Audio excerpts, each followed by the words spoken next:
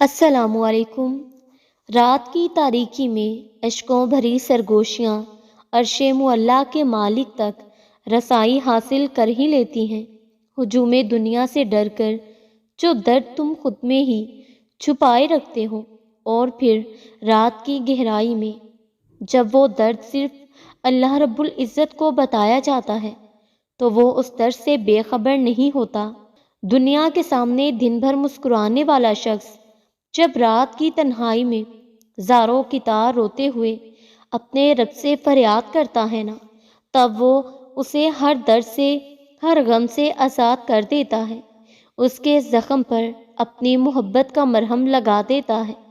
تب وہ ہر اس شے کو، ہر اس انسان کو تم سے دور کر دیتا ہے جو تمہارے لیے غم کی وجہ بنتا ہے۔ ابھی تمہیں لوگ کہتے ہوں گے کہ سخت دل ہو جاؤ اور لوگوں کی باتوں اور طعنوں کو ذہن پر سوار مت کرو۔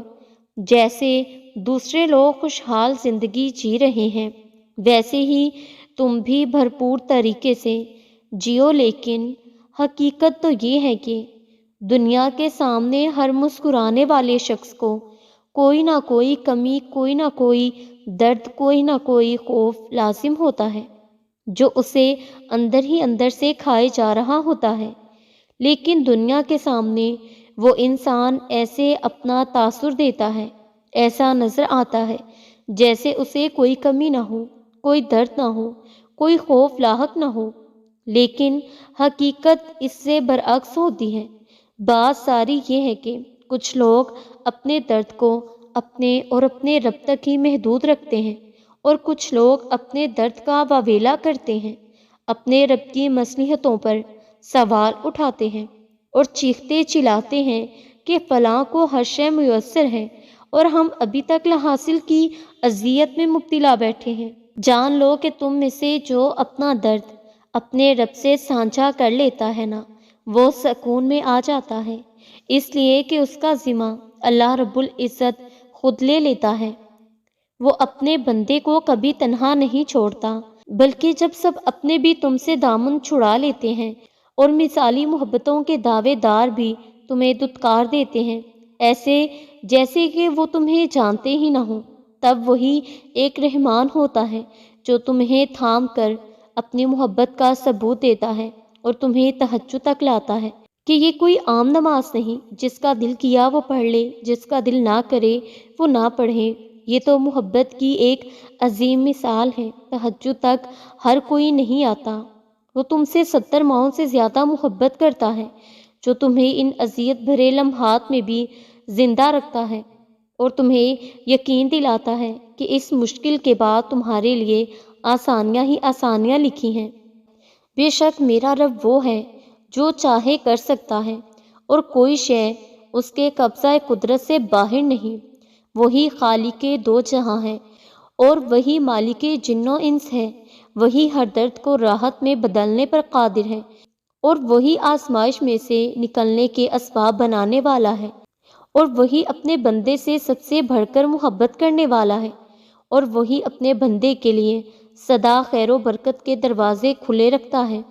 جس کی کوئی نہیں سنتا اس کی وہ سنتا ہے، جسے کوئی محبت نہیں کرتا اس سے وہ محبت کا وعدہ کرتا ہے، جس کا کوئی خیال نہیں کرتا اس کے ساتھ ہونے کا وہ یقین دلاتا ہے کہ جہاں کہیں بھی تم ہو میں تمہارے ساتھ ہوں، اور تمہارا رب بھولنے والا نہیں۔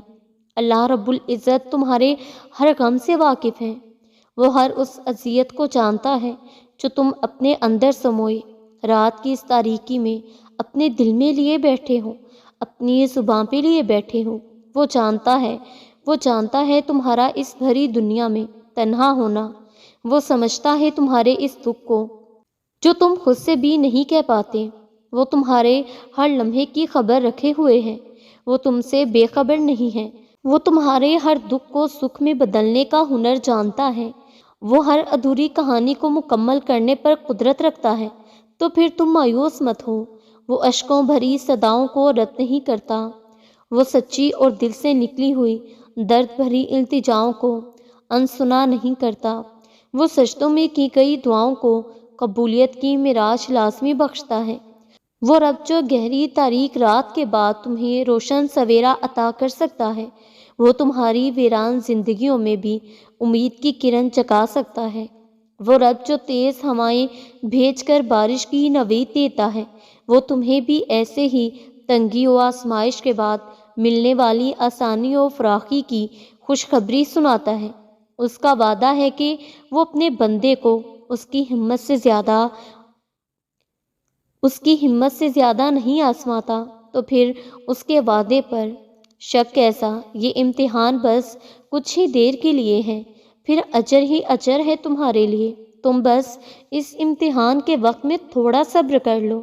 اللہ کو تمہارا تھوڑا صبر بھی پسند آ جائے تو وہ تمہاری ہر آزمائش کو دور کر دے گا، کیونکہ وہ تم سے 70 ماؤں سے بھی زیادہ محبت کرتا ہے، اور محبت میں اجر ہوتا ہے، صبر ہوتا ہے۔ لیکن یاد رہے، محبت میں قرض نہیں ہوتا، بلکہ محبت میں فرض ہوتا ہے کہ محبت کے بدلے محبت کی جائے اور بے غرض نوازا جائے۔ اللہ رب العزت بہت رحیم ہے، اور وہ اپنے بندوں پر بڑا رحم کرنے والا ہے، اس لیے کہ وہ ان کے گناہوں کو ان کے چہروں پر واضح نہیں کرتا، اور ان کی غلطیوں پر ان کی پکڑ نہیں کرتا۔ کوئی کتنا بھی گندا ہے، میلا کچیلا ہے، وہ سرے بازار اس کی ذات کا تماشا نہیں بناتا۔ وہ ہمیشہ سے پردہ پوشی کرتا ہے اپنے بندوں کی۔ وہ تو ان رازوں سے بھی آشنا ہوتا ہے جن کو تم اکثر بھول بیٹھے ہوتے ہو، لیکن پھر بھی تمہیں بے پردہ نہیں کرتا، لوگوں کے سامنے تمہارے عیب عیاں نہیں کرتا۔ پتہ ہے کیوں؟ کیونکہ وہ تمہیں لوگوں کی نظروں میں گراتا نہیں ہے۔ اور کیوں وہ تمہیں ڈھانپے رکھتا ہے؟ کیوں وہ تمہیں ان گناہوں کی سزا نہیں دیتا؟ اس لیے کہ وہ فرماتا ہے، میری رحمت میرے غضب پر حاوی ہے۔ وہ ہر شے سے پہلے اپنی رحمت کو رکھتا ہے۔ وہ جزا و سزا سے پہلے تم سے محبت کا دعویٰ باندھتا ہے، اس لیے وہ چاہتا ہے کہ سزا سے پہلے تمہیں اتنی مہلت دی جائے کہ تم ایک بار ہی صحیح، بس ایک بار ندامت کے ساتھ اس سے اپنی بخشش طلب کرو، اور اللہ رب العزت سے مانگو، اور بار بار مانگو۔ تب تک مانگتے رہو جب تک وہ اس چیز کو تمہاری جھولی میں نہیں رکھ دیتا یا تمہارا دل نہیں بدل دیتا۔ تم اس سے امید لگائے رکھو، وہ اس امید کو کبھی ٹوٹنے نہیں دے گا۔ تہجد کے سجدوں میں بہایا گیا ایک آنسو ساری زندگی بدل دیتا ہے۔ سچے دل سے مانگی گئی بس ایک دعا نصیب پلٹ دیتی ہے۔ تم دعا مانگو، وہ بھی عین وقت تہجد کی گھڑیوں میں، اور وہ عرش تک نہ پہنچے۔ ایسا تو نہیں ہو سکتا، وہ تو خالق ہے اور تم مخلوق۔ وہ تو بادشاہوں کا بادشاہ ہے، چاہے تو اس عرض کے بادشاہوں کی طرح حکم نافذ کر دے، چاہے تو واپسی کا ہر دروازہ بند کر دے، چاہے تو تمہارا ہر درد، ہر گناہ دنیا پر افشاں کر دے، کیونکہ وہ تو خالق و مالک ہے نا۔ لیکن بادشاہوں کا بادشاہ ہونے کے باوجود، شہنشاہوں کا شہنشاہ ہونے کے باوجود، تمہارے دل و دماغ، جسم و روح، مال و دولت کا مالک ہونے کے باوجود وہ تمہیں مہلت دیتا ہے۔ ضرورت تو تمہیں ہے اس ذات کی، پھر بھی اس محبت میں وفا کرنے والا وہ ہے۔ وہ اس محبت میں ہی تو تم سے کہتا ہے کہ مانگ میرے بندے، اپنی اوقات سے بھی زیادہ مانگ لے، جو تیرے لیے ناممکن ہے وہ بھی مانگ، میں ہوں نا عطا کرنے والا۔